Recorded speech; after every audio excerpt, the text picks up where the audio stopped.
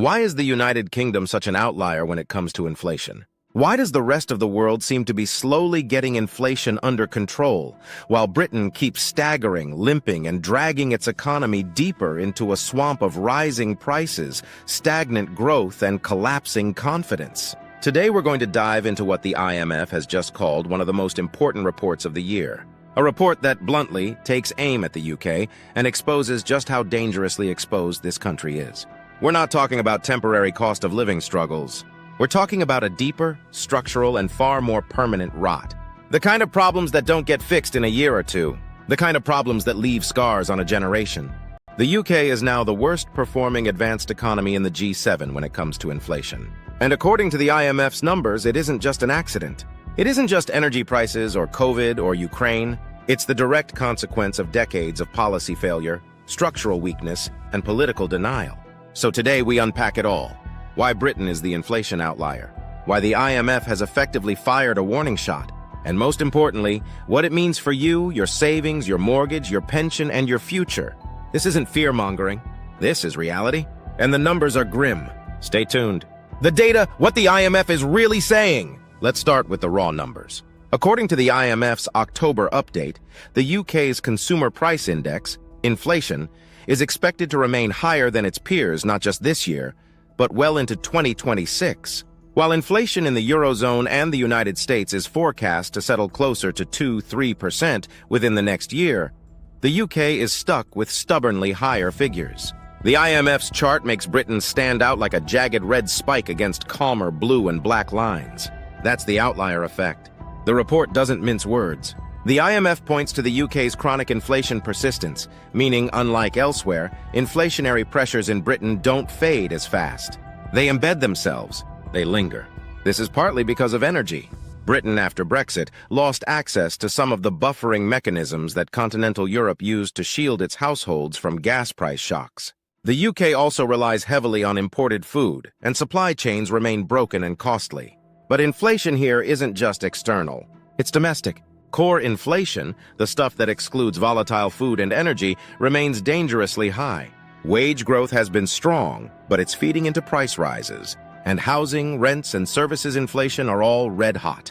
The IMF's conclusion: the UK is now structurally different from its peers. And when the IMF singles out your economy in a global report, you should pay attention. The root causes. Why the UK is different. So why is Britain such an outlier? First, Brexit. This isn't about politics.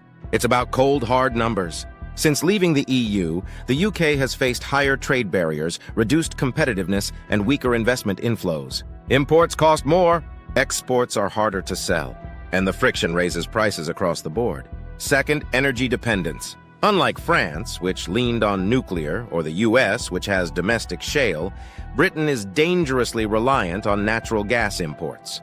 That makes the UK hyper-vulnerable to global shocks. When Russia turned off the gas taps, Britain bled harder than most. Third, housing. The UK's housing market is not just overheated, it's broken.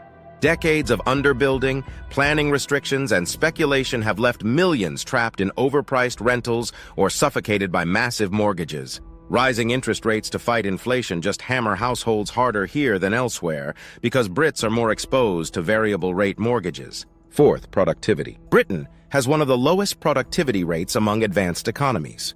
Workers here work long hours, but output per worker lags. That drags on growth while keeping inflation sticky. Finally, government policy. The Bank of England was late to the fight, raising rates slower than the Fed or the ECB.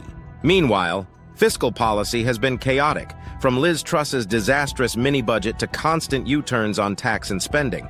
That chaos crushed investor confidence, spiked borrowing costs, and left Britain with a credibility gap. Combine these 5 factors, Brexit, energy, housing, productivity, and policy failure, and you get the perfect storm.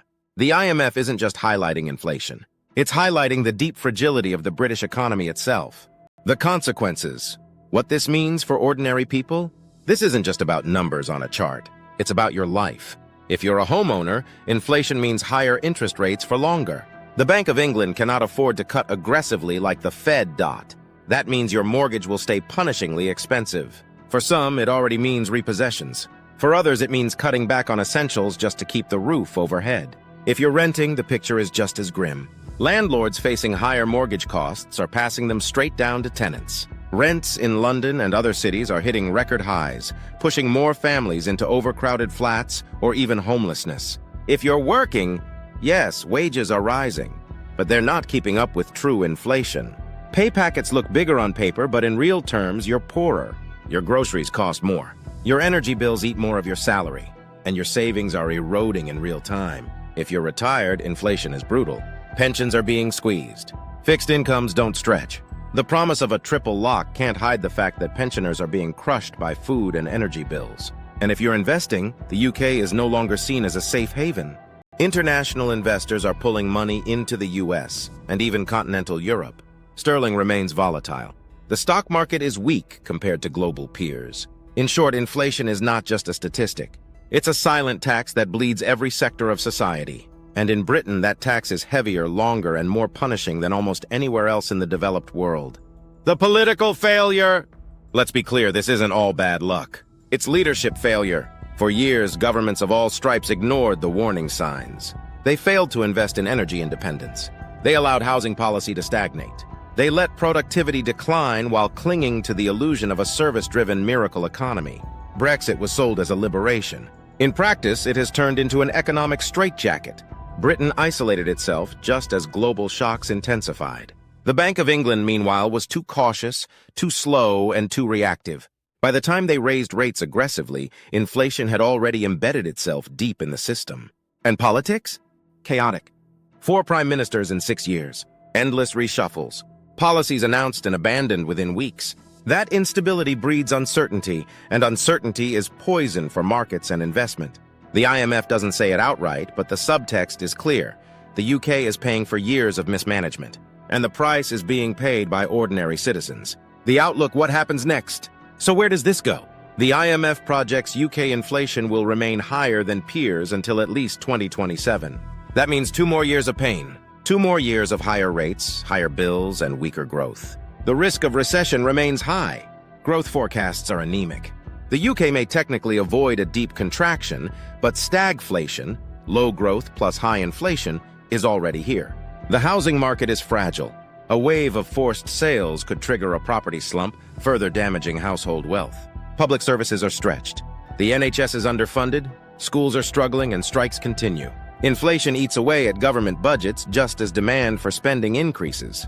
Politically, this is a ticking time bomb. Discontent is rising. Trust in leadership is collapsing. And the next election could be defined entirely by this inflation crisis. In other words, unless radical action is taken, Britain's outlier status is not temporary. It is the new normal. Conclusion. So let's circle back to the question, why is the UK such an outlier? Because Britain is uniquely vulnerable. Because the structural weaknesses were ignored for decades. Because policy failure and political chaos compounded global shocks into a national crisis. And because inflation, once it embeds itself, is like a parasite. It drains, it lingers, and it takes years to kill. The IMF's report is not just a warning, it's a wake-up call. But will Britain's leaders listen? Or will they keep stumbling forward, pretending everything is under control? History tells us one thing. Countries that ignore inflation do not escape unscarred. The scars last a generation. For the UK, this isn't just an economic challenge.